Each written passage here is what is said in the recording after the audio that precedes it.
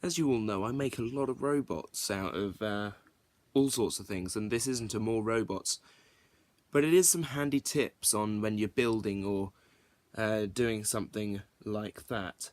So here are 7 tips and several materials for building model robots. That's what this episode's going to be called, sure, why not?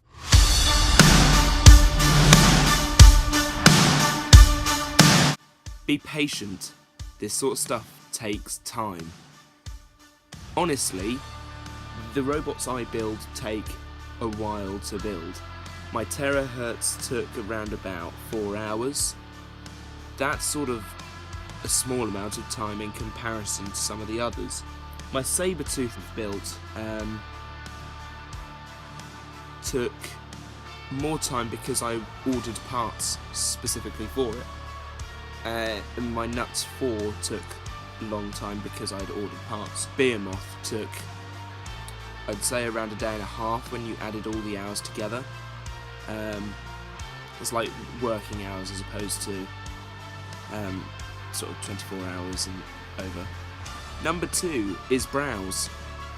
Look for other people's designs and things. If you want to start how I did and start with something like the Boats Axon 07 reviews templates and build instructional videos. I think I started with Apollo and then have carried on that way. I've always been building other robots as well, but more so competitor models now than I ever did before. Yeah, there's all sorts of designs all over the web of nets and things. You can buy some on eBay. That's the Donald Thump one. It's so easy to get into this sort of thing, and you can develop your skills while doing it. When you're building a competitor model, use step 3. It's probably designed like that for a reason. What I've found is that when I've tried to adapt it so that it sort of works maybe better, it's not.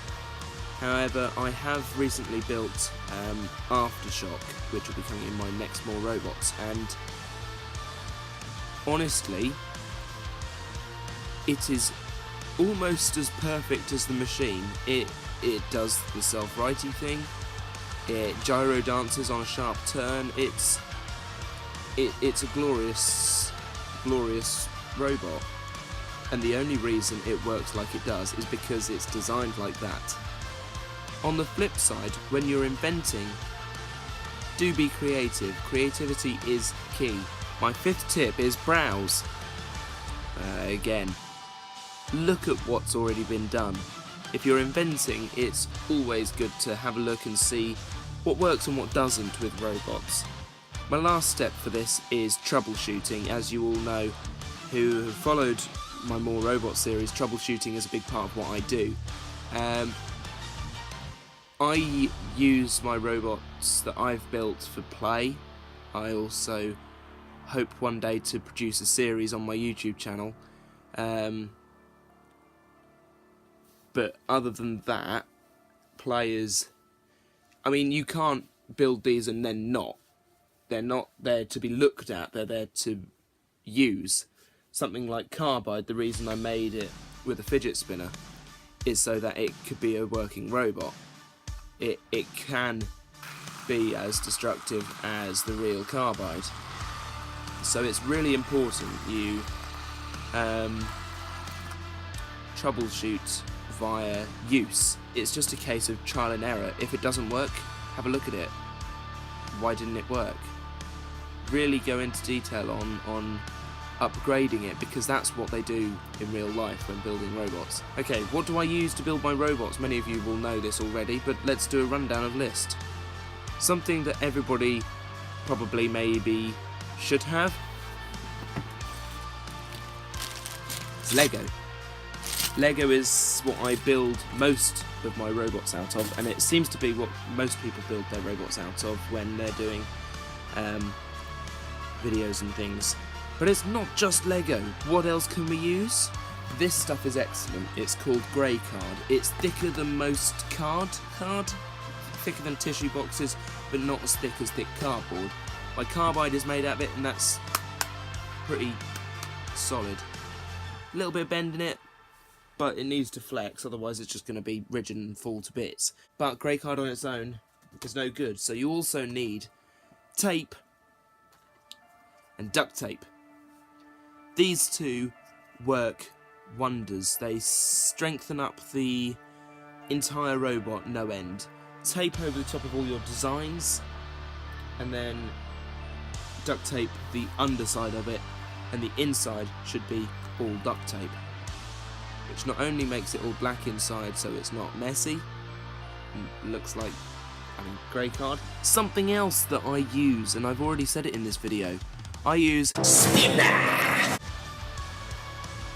to make them more realistic. You can't, I mean you can put a bit of card that you've strengthened onto it using a pin and that, which is how Saxon said to do carbide.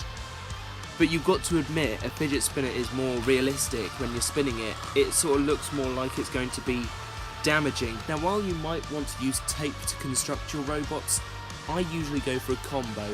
Tape on the outside, hot melt glue on the inside. It just makes building so much easier. So there, now you know how I do it, how I make my robots.